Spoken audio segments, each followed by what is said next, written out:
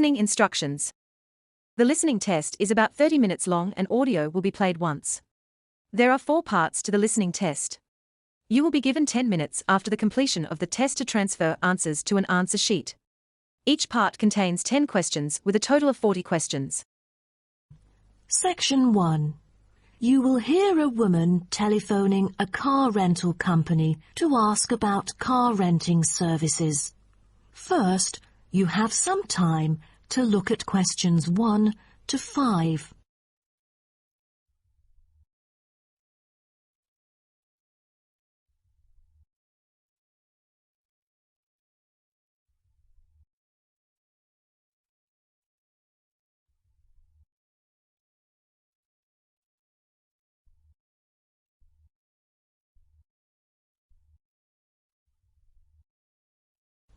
You will see that there is an example which has been done for you.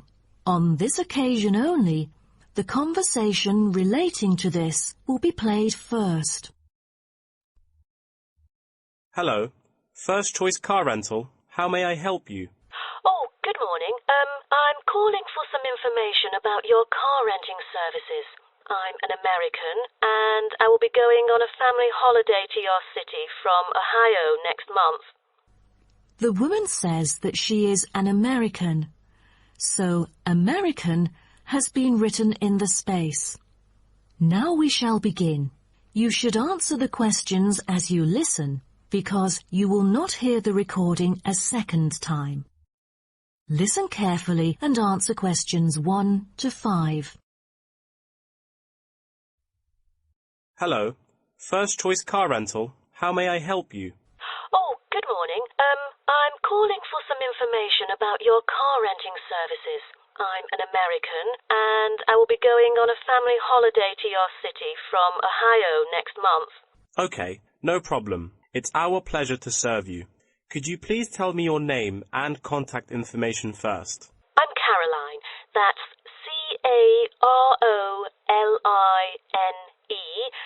And my telephone number is 04196570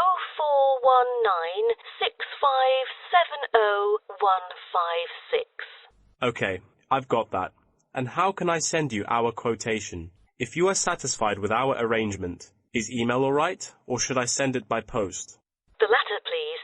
I'm afraid I'd prefer to read it on paper. That's no problem. I'm considering renting a caravan for a week, but I don't really know the price range for it, since I haven't rented any car through that method before. I think it should be within my budget of $50. You know, we have various caravans at different renting prices, according to the class of vehicle, facilities inside, mileage, etc.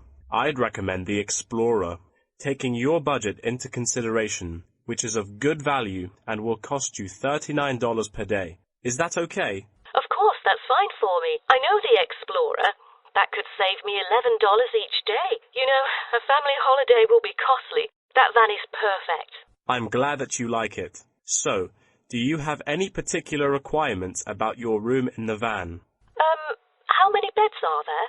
1 twin bed. But there are 3 of us. My mum, daughter, and me. So, can we add another bed? No problem. For the facilities, I think a kitchen is the most important. And, of course, the stove. Before you hear the rest of the conversation, you have some time to look at questions 6 to 10.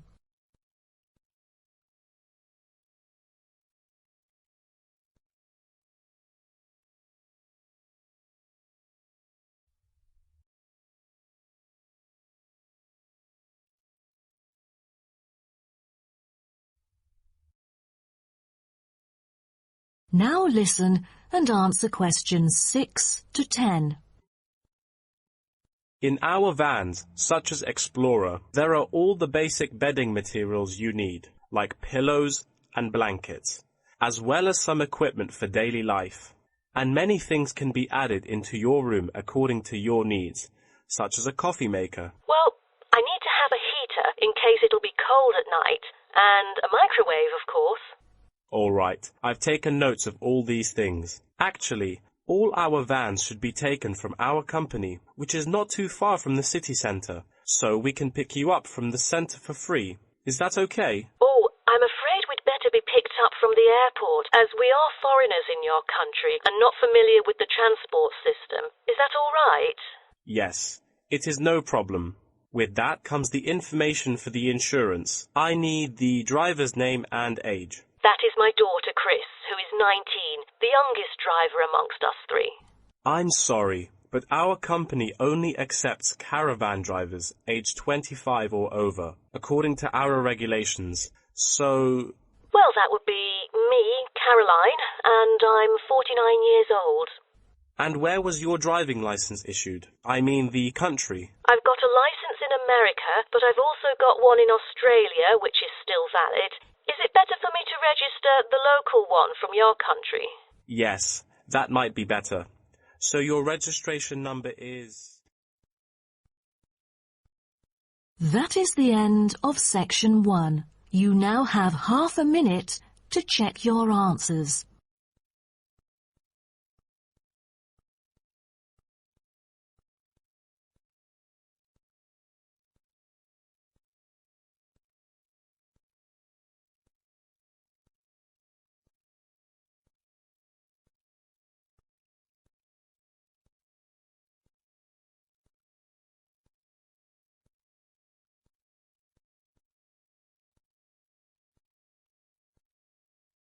Section 2. Now turn to You'll hear a talk between a host and a professor called Alison Downing about cocoa beans. First, you have some time to look at questions 11 to 16.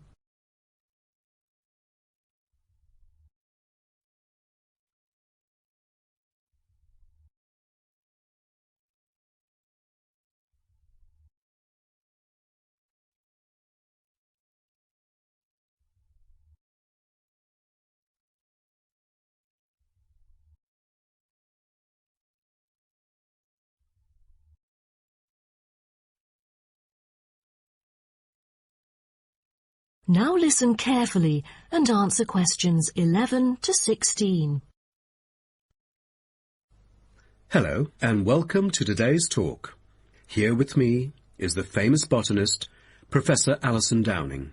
So, Alison, tell us something about cocoa beans.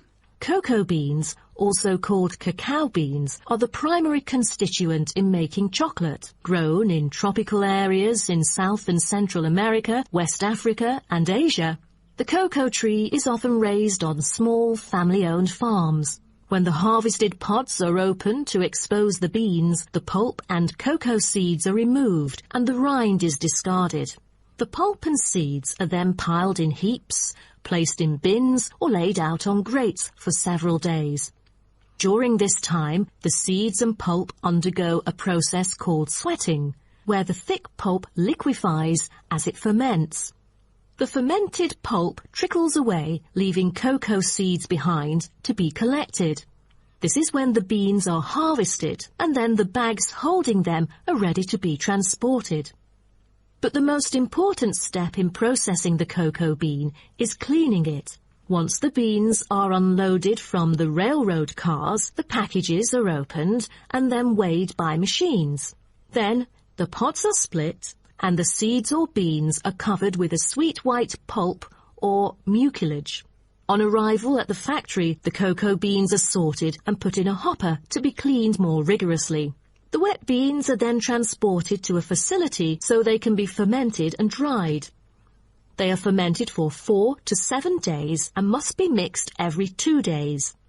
They are dried for 5 to 14 days, depending on the climate conditions.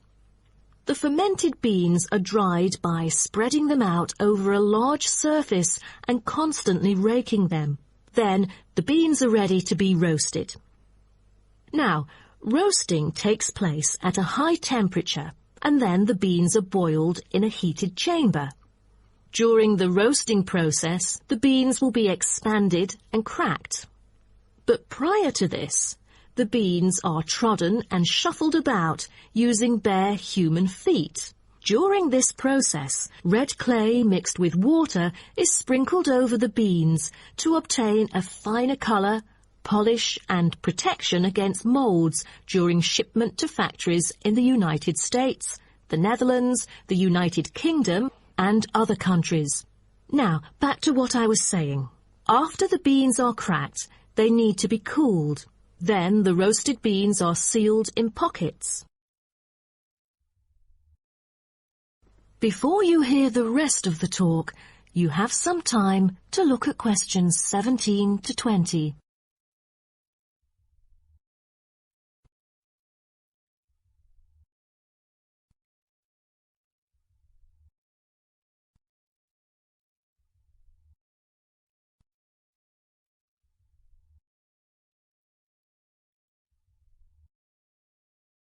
Now listen and answer questions 17 to 20.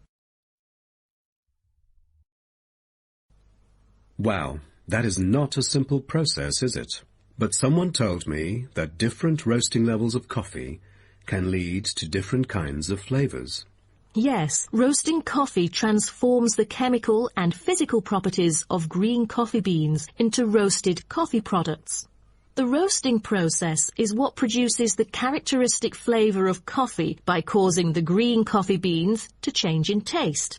Unroasted beans contain similar, if not higher levels of acids, protein, sugars and caffeine as those that have been roasted, but lack the taste of roasted coffee beans due to the Maillard and other chemical reactions that occur during roasting.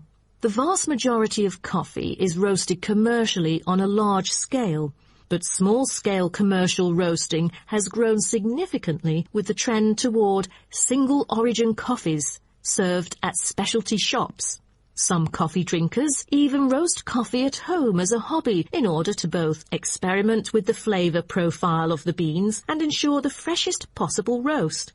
So here, I'm going to introduce some of these roasted coffee beans and their special flavors.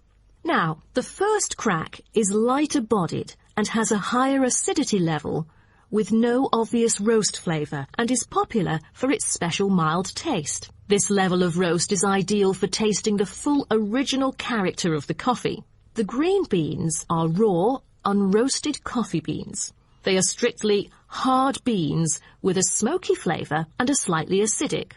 We've also got French roast, and the flavour that comes across in French roast coffee usually has more to do with the roasting process than the actual quality of the beans.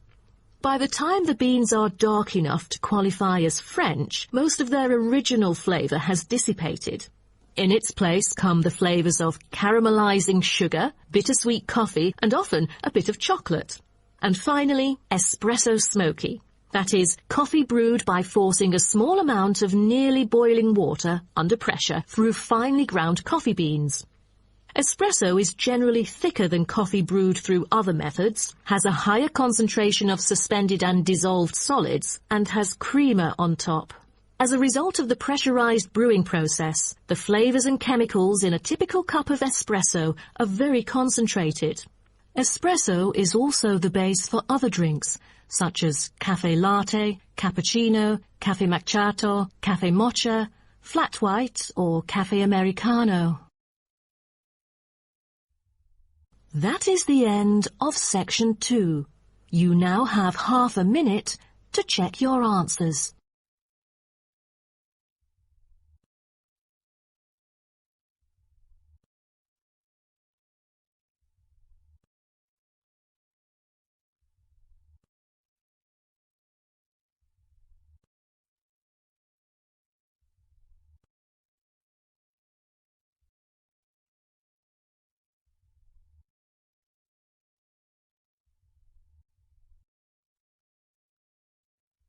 Section now 3. Turn to section You will hear 3. Two students talking about the moa with the lecturer. First, you have some time to look at questions 21 to 26.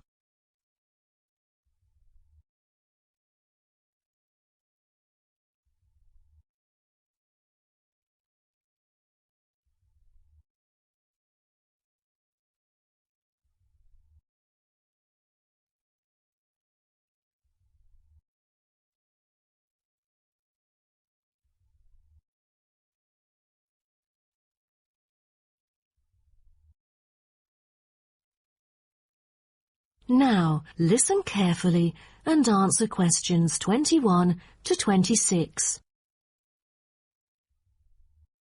Thank you all for coming here today to hear about the moa, a kind of animal which has been extinct for a long time. Well, first of all, we look at what the moa are. The moa are 9 species of flightless birds endemic to New Zealand. They were the dominant herbivores in New Zealand's forest, shrubland and subalpine ecosystems for thousands of years. But around 500 years ago, they all went extinct. When I mention extinct animals during ancient times, you may immediately think of dinosaurs, which disappeared around 66 million years ago. Fossils of dinosaurs, which we use to study, are large in number, but not many of those of moa remain, though both animals appeal to people today. So, the moas sound more mysterious now. But sir, I've got a question about these flightless birds. How can we distinguish them from other birds? That's a good question. Birds are commonly characterized by being warm-blooded, having feathers and wings, usually capable of flight, and laying eggs, while the flightless moa, until their extinction, were the largest birds in the world. Their heads are relatively small in relation to their bodies, and they are the only wingless birds lacking even the vestigial wings and substantial tailbones in their family. That's impressive, but were they born to be like that? I mean, when they were chicks. Yes, absolutely. So let's move on to the chicks. The eggs of moa were laid in nests and incubated for about 2 months. The chicks would be well developed upon hatching, and probably would be able to leave the nests to feed on their own almost immediately. I've heard that the male moa are thought to have incubated the eggs. Is that true? I think there is a possibility for that. I've read somewhere that the sex-specific DNA recovered from the outer surfaces of eggshells suggested that these eggs were likely to have been hatched by the male, but we still need to consult more. But I have a question. There has been some occasional speculation that the moa were still alive, because someone said they had caught sight of them in New Zealand in the late 19th century, or even the 20th. Do you think it's possible? I'm not amazed by that, since that kind of thing has been claimed several times. But I find it funny, because no reliable evidence of moa tracks has ever been found, and experts still contend that moa survival is extremely unlikely. So what was the reason for the moa's extinction? I wonder if it was global warming or some other factors related to their living environment. Well, before the arrival of human settlers in New Zealand, the moa's only predator was the massive Haas eagle. Then the Maori arrived sometime before CE 1300, and all moa genera were soon driven to extinction by hunting. What a horrible thing. Before you hear the rest of the talk, you have some time to look at questions 27 to 30.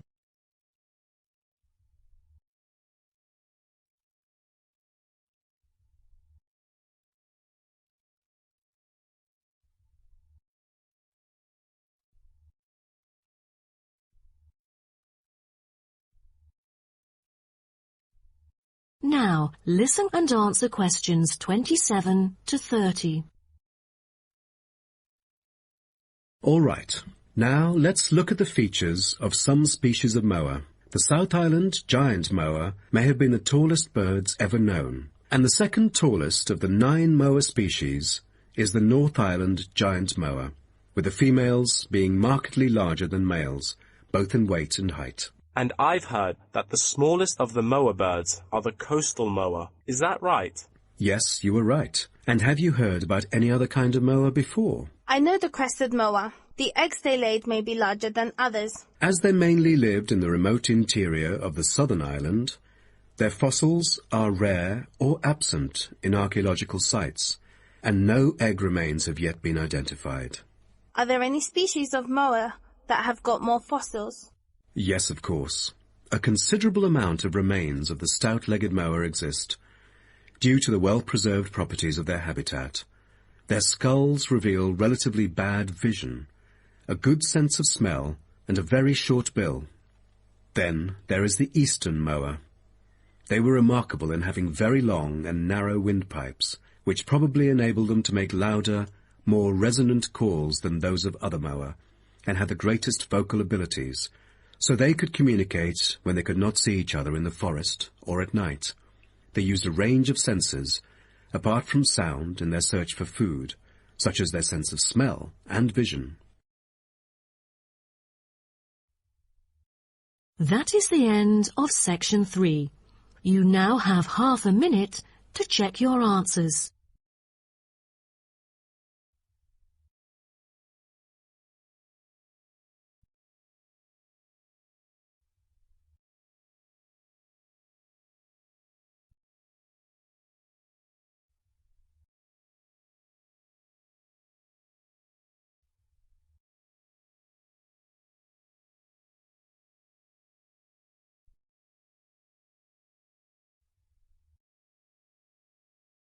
Section 4. Now turn to You will hear 4. Part of a lecture about time measurement. First, you have some time to look at questions 31 to 40.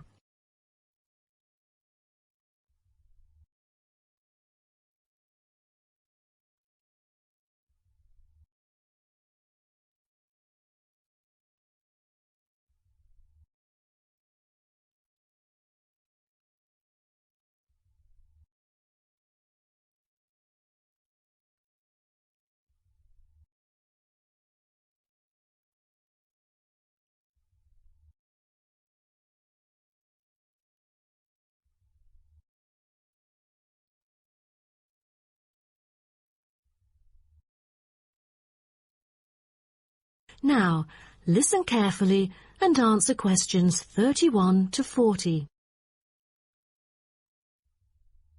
Good morning, everyone. Today, I'm going to talk about the research project I've been involved in on time measurement. Do you know how time is measured?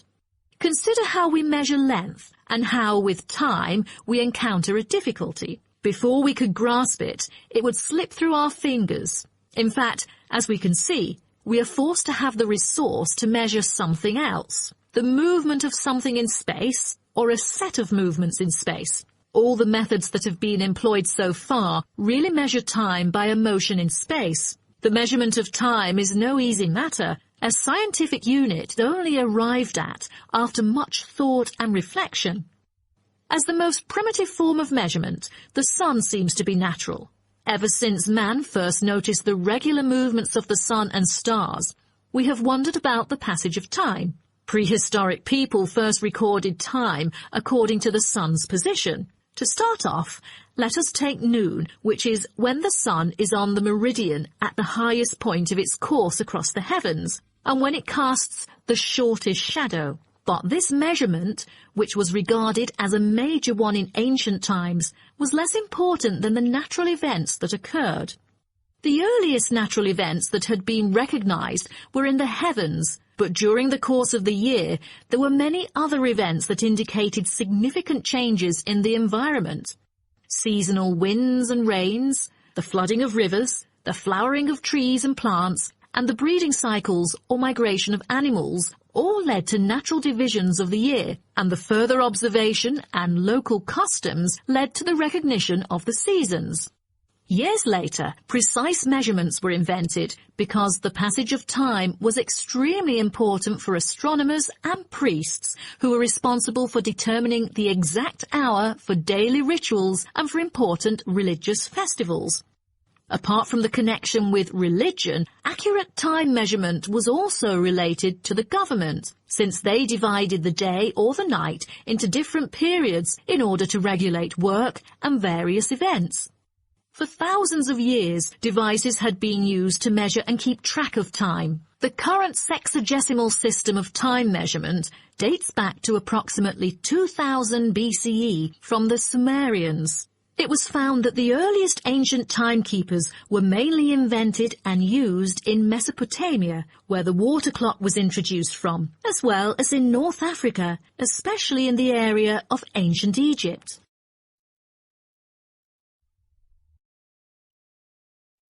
So, now I'd like to introduce you to some of the most well-known ancient timekeepers, as well as the disadvantages of them, for which they were replaced by various new forms of clocks that were used afterwards. A sundial is a device that tells the time of day by the apparent positioning of the sun in the sky. In the narrowest sense of the word, it consists of a flat plate and a gnomon which casts a shadow onto the dial. As the sun appears to move across the sky, the shadow aligns with different hour lines which are marked on the dial to indicate the time of day. However, it was quickly noted that the length of the day varied at different times of the year. Therefore, there could have been a difference between clock time and sundial time. In addition, the sundial was of no use at night, so a water clock was invented. The water clock, or clepsydra, appeared to have been invented around 1500 BCE and was a device which relied on the steady flow of water from or into a container. Measurements could be marked on the container or on a receptacle for the water. It was reliable, but the water flow still depended on the variation of pressure and temperature from the top of water in the container. As the technology of glass blowing developed, from some time in the 14th century, it became possible to make sand glasses. Originally, they were used as a measurement for periods of time like lamps or candles. But as clocks became more accurate, they were calibrated to measure specific periods of time. The drawback, however, as you can imagine, was the limited length of time they could measure. The last timekeeper to be introduced is the fire candle clock. Candle clocks took advantage of a simple concept, the slow and consistent nature of a burning wax candle. By utilizing this process, our ancestors were able to keep steady track of the time. The clocks were created by engraving the length of the candle with evenly spaced markings. Each marking represented a single unit of time, and, as the wax burned down, each hour would disappear. However, the drafts and the variable quality of the wax mainly influenced the time of burning. Like oil lamps, candles were used to mark the passage of time from one event to another rather than tell the time of day. That is the end of section 4. You now have half a minute to check your answers.